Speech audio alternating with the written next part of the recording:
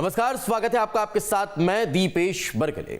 मध्य प्रदेश में पंचायत चुनाव में ओबीसी आरक्षण देने के मामले में सुप्रीम कोर्ट ने बड़ा फैसला सुनाया है। सुप्रीम कोर्ट ने मध्य प्रदेश में होने वाले पंचायत चुनाव में ओबीसी आरक्षण देने पर रोक लगा दी है। सुप्रीम कोर्ट ने निर्वाचन आयोग को निर्देश देते हुए कहा कि ओबीसी के लिए आरक्षित सीटों को सामान्य मानकर चुनाव करवाए जाए। ऐसे में सवाल है कि क्या तय वक्त पर पंचायत चुनाव को पाएंगे? सुप्रीम कोर्ट के फैसले से किसकी मुश्किलें बढ़ेंगी? ऐसे कई सवाल हैं जिन पर जवाब तलाशने की कोशिश करेंगे। पहले रिपोर्ट देखिए। मध्य प्रदेश के पंचायत चुनाव में ओबीसी आरक्षण को लेकर सुप्रीम कोर्ट से सरकार को बड़ा झटका लगा है। सुप्रीम कोर्ट ने कहा कि ओबीसी के लिए आरक्षित सीटों को सामान्य सीट मानते हुए चुनाव करवाया जाए। चुनाव आयोग नए सिरे से चुनाव के लिए अधिसूचना जारी करे। हमारी जानकारी में आया है कि आज माननीय सुप्रीम कोर्ट के समक्ष सुनवाई हुई है। माननीय सुप्रीम कोर्ट ने क्या आदेश दिए हैं उसकी प्रति अभी तक हमें प्राप्त नहीं हुई है। जैसे ही प्रति प्राप्त होगी उसका अध्ययन करके तदनुसार उसके पालन में आगे कार्रवाई हम करेंगे। सुप्रीम कोर्ट के इस फैसले पर कांग्रेस पार्टी क्या कह रही है वो भी सुन लीजिए। देखिए, सुप्रीम कोर्ट ने अपने फैसले में कई मार्गदर्शन दिए हैं। पहला तो ये कि कानून सम्मत चुनाव होना चाहिए। इसकी बात कांग्रेस पार्टी निरंतर करती जा रही थी। दूसरी चीज़ उन्होंने कहा है कि बिना ज़रूरी आंकड़े जुटाए बिना इस चुनाव नहीं कराया जाना चाहिए। कांग्रेस पार्टी पहले दिन से कह रही थी कि साहब जो है मतदाता सूचियाँ तक तैयार नहीं है और नए मतदाताओं को इस अवसर से वंचित किया जा रहा है। तो एक तरह से सुप्रीम कोर्ट ने जो है माननीय सुप्रीम कोर्ट ने जो फैसला दिया है वो फैसला कानून के पक्ष में है। जानकारी के मुताबिक कोर्ट ने सुनवाई के दौरान कहा कि चुनाव संविधान के हिसाब से हो तो ही कराया जाए। मध्य प्रदेश में आरक्षण रोटेशन का पालन नहीं किया गया। यह संविधान की धारा 243C और D का साफ उल्लंघन है। Team news state. तो पंचायत चुनाव पर क्या अभी भी सस्पेंस बरकरार है? क्या तय समय पर जो अधिसूचना जारी हुई है उस लिहाज से चुनाव को पाएंगे? इस सवाल का भी जवाब तलाशेंगे और कई सवाल हैं जिनके जवाब तलाशने की कोशिश करते हैं। डॉक्टर सत्यप्रकाश शर्मा जी हमारे साथ जुड़ के हैं, वरिष्ठ पत्रकार हैं। सर, बहुत बहुत स्वागत है। डॉक्टर नुपुर धामीजा जी हमारे साथ हैं, वकील हैं सुप्रीम कोर्ट की, आपका भी बहुत बहुत स्वागत है नुपुर जी। इसके अलावा पंकज चतुर्वेदी जी हमारे साथ हैं, बीजेपी के वरिष्ठ प्रवक्ता हैं। पंकज जी, आपका बहुत बहुत स्वागत है। योगेश यादव जी हैं, उपाध्यक्ष हैं मध्य प्रदेश कांग्रेस के। योगेश जी, आपका भी बहुत बहुत स्वागत है। सबसे पहले नुपुर जी, हम आपसे ही समझना चाहेंगे कि आखिर जो आज कोर्ट ने फैसला सुनाया है, आखिर सरल शब्दों में अगर उसे समझा जाए तो क्या समझे? आम दर्शक के लिहाज से थोड़ा सा आप पहले उसे समझा दीजिए। जी, अगर हम बात करें कानून के हिसाब से तो हमें सारे पक्षों को देखकर चलना होता है और माननीय सुप्रीम कोर्ट ने जो आदेश जारी किए हैं, जो पारित किए हैं, और उनका हमें सम्मान भी करना चाहिए। क्योंकि अगर हम माननीय सुप्रीम कोर्ट की बात करते हैं तो सुप्रीम कोर्ट में वही मामले जाते हैं तो बड़े उलझे हुए होते हैं, और जब उलझे हुए मामले माननीय सुप्रीम कोर्ट में जाते हैं तो सुप्रीम कोर्ट उसको हर चीज देख परख के मामलों की सुनवाई करता है। तो अगर हम बात करें ओबीसी आरक्षण के ऊपर और पंचायत चुनाव के ऊपर, तो अभी जो डिसीजन हुआ है, जो कि हम बात कर रहे हैं कि सुप्रीम कोर्ट ने डिसीजन जो अभी दिया है उसका पेंडिंग जो आदेश आना है वो जनवरी में आएगा। तो कानून के हिसाब से अगर हम बात करते हैं कि ओबीसी को आरक्षण दिया जाए या किसी और चीज को आरक्षण दिया जाए, तो हमें इन चीजों को समझना होगा कि जिन चीजों की आज जरूरत है, अगर कानून के हिसाब से इंसानियत के नाते जो चीजें हम दिनचर्या में जो महसूस करते हैं कि किन चीजों की कमी हमारे समाज में आ रही है, तो हमें लगता है कि आरक्षण के ऊपर अगर हम बात करें तो हम किस को आरक्षण दें, पहला। और दूसरी चीज ये है कि जिस तरह से एजुकेशन को लेकर आज समाज में जो कमी आ रही है, जो बच्चे या जो गरीब बच्चे जो पढ़ नहीं पाते हैं, जो बच्चियां नहीं पढ़ पाती हैं, जिन चीजों की जरूरत आज समाज में हमें महसूस होती है कि जिनके पास पैसे नहीं है, भले ही हम ट्राइबल पॉपुलेशन की बात करें या गरीब वर्ग की बात करें, तो तो हमें मुझे ऐसा लगता है कि हमें कानून के साथ मिलकर उन चीजों पर ध्यान देने की जरूरत है, जबकि ओबीसी आरक्षण और ये चीजें एक अलग मुद्दा है। और आरक्षण हम किस किस को देंगे?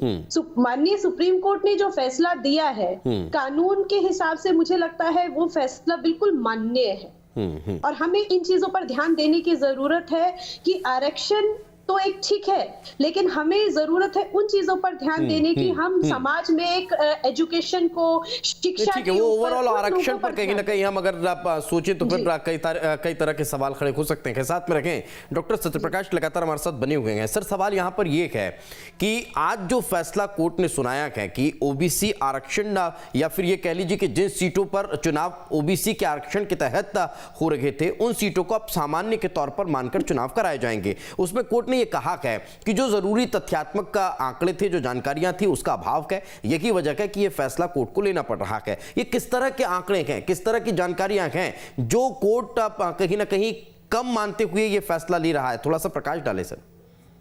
जी जी दीपेश जी, देखिए एक चीज बताएं, ऑनरेबल सुप्रीम कोर्ट का जो डिसीजन है वो वाकई मध्य प्रदेश में जो अभी डिबेटेबल इशू बना हुआ था पंचायत इलेक्शंस, कहीं ना कहीं उसको उन्होंने स्पष्ट किया है।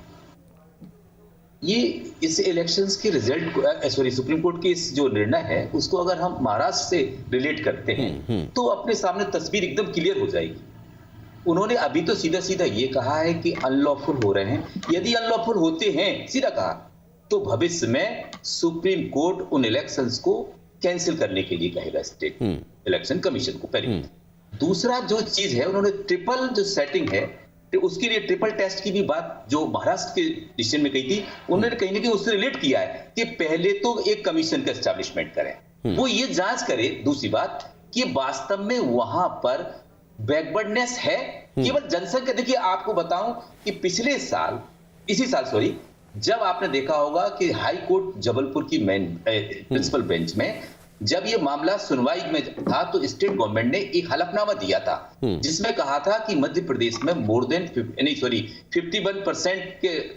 51.5% जो 2011 का सेंसस है, अगर पॉपुलेशन यहाँ ओबीसी की है तो इनको 27% आरक्षण देना लाजमी होगा। लेकिन आपने देखा महाराष्ट्र के वो जाट रिजर्वेशन में भी उन्होंने कहा था कि किसी जगह की पॉपुलेशन अगर उस कम्युनिटी की ज्यादा है तो उसका मतलब ये नहीं कि उसको वो आरक्षण दिया जाए।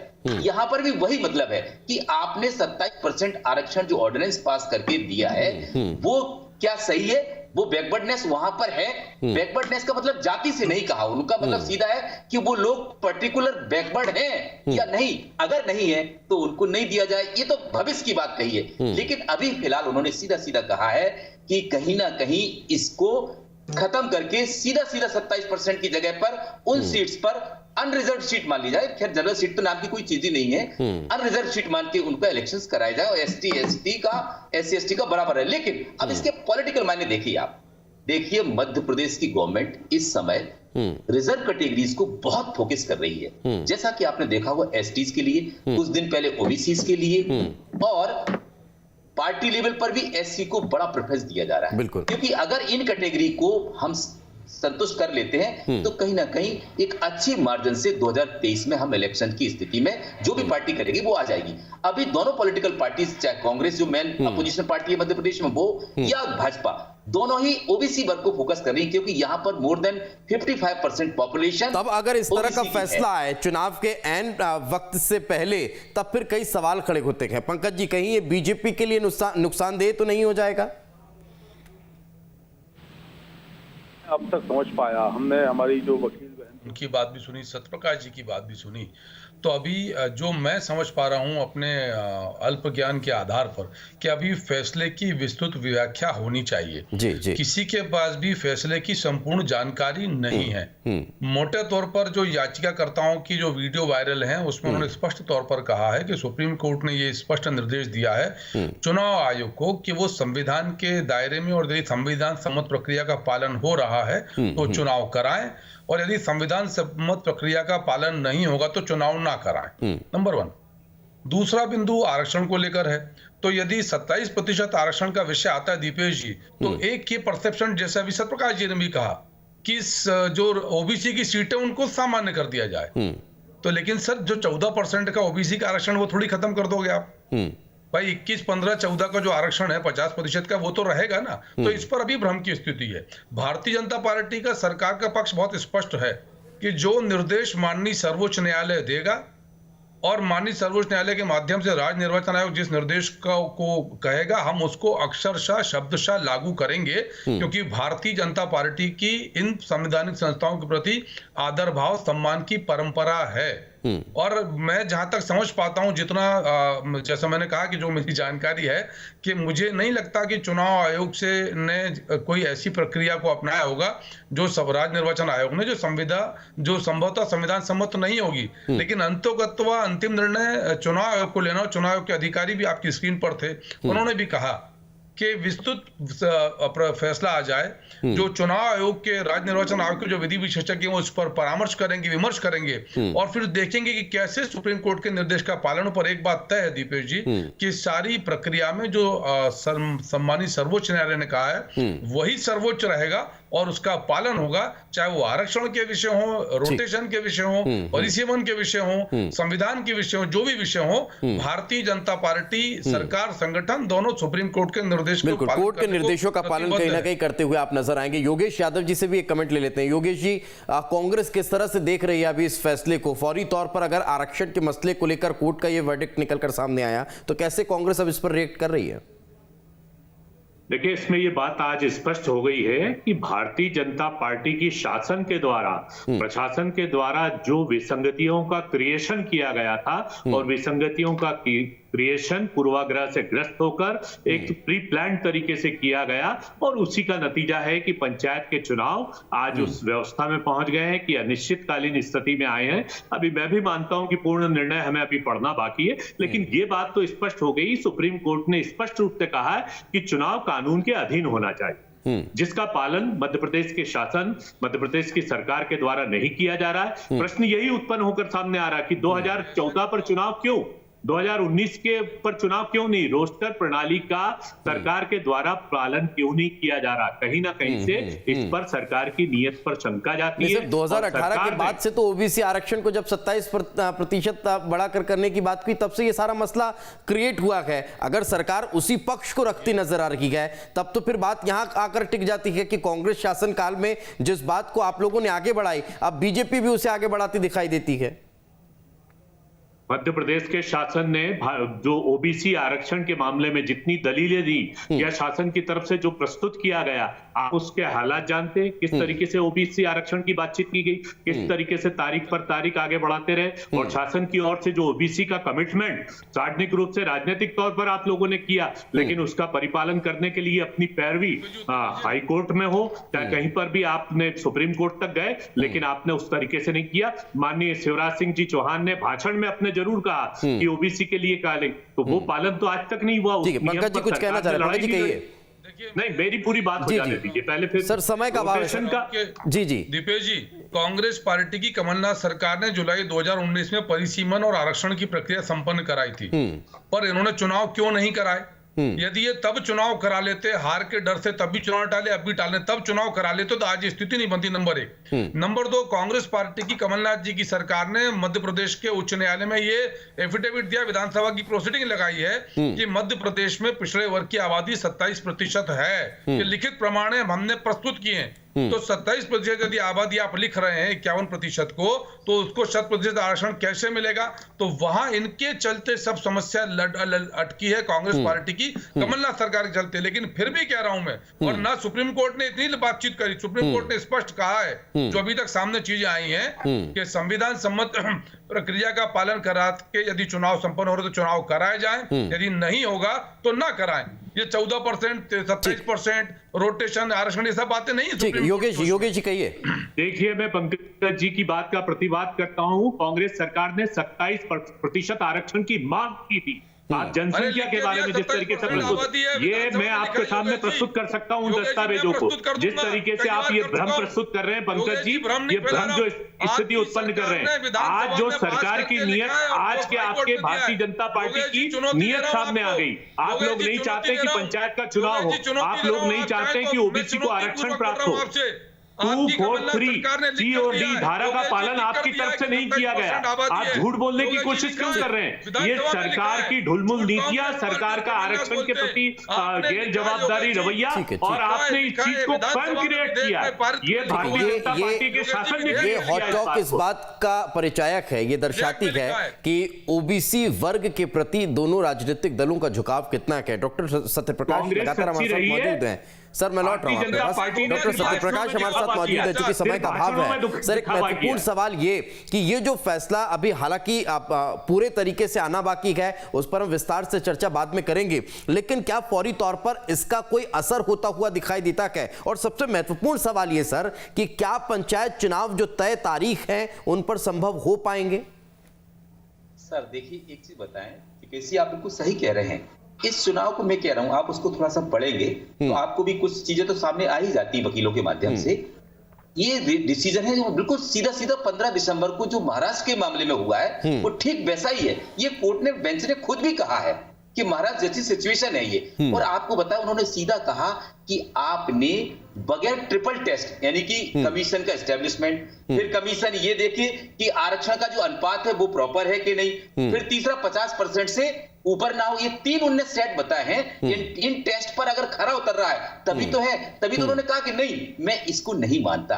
और वो कहा कि विद इन 7 डेज एक अलग से नोटिफिकेशन जारी किया जाए, तब इलेक्शन हो। तो हो सकता है कि 7 दिन तो ये डिले उन्होंने खुद ही कहा है, तो हो सकता है कि ये डेट्स आगे बढ़े, क्योंकि मार्च में भी कुछ सीट्स पर आपको पता हो जिनका टाइम पूरा हो रहा है, तो मार्च में नोटिफिकेशन जारी हुआ। तो हो सकता है कि मार्च में एक साथ नोटिफिकेशन हो जाए। लेकिन अगर इन हालातों में मध्य प्रदेश में इलेक्शंस होते हैं तो मैं आपको बताऊं माहौल बहुत बिगड़ जाएगा, क्योंकि अगेंस्ट सरकार के चला जाएगा। या तो ये चुनाव ना कराएं, और अगर कराते हैं तो अगर इन्होंने जनरल सीट्स मान के करा लिया तो शायद स्टेट गवर्नमेंट यानी कि बीजेपी की सरकार है उसको मुश्किल खड़ी हो जाए, ओबीसी वर्ग कहीं से नाराज ना हो जाए। क्योंकि सुप्रीम कोर्ट में अगर उनका जो डिसीजन आएगा उसमें अगर ये कहा जाए कि जो आपके यहाँ अगर एग्जिस्टिंग जो रिजर्वेशन है for the other backward classes, अगर वो उस पर राजी 14% पे है तो बात बन भी सकती है। और अगर कहीं इसका कहीं जिक्र नहीं किया है तो साफ तौर पर कह दिया कोर्ट ने, जैसा कि महाराष्ट्र में स्पष्ट कहा है कि आप 27% आरक्षण ओबीसी के लिए भूल जाइए, उसको अनरिजर्व सीट में मानकर आप इलेक्शन कंडक्ट कराइए। अगर ये सब जैसे के तैसा है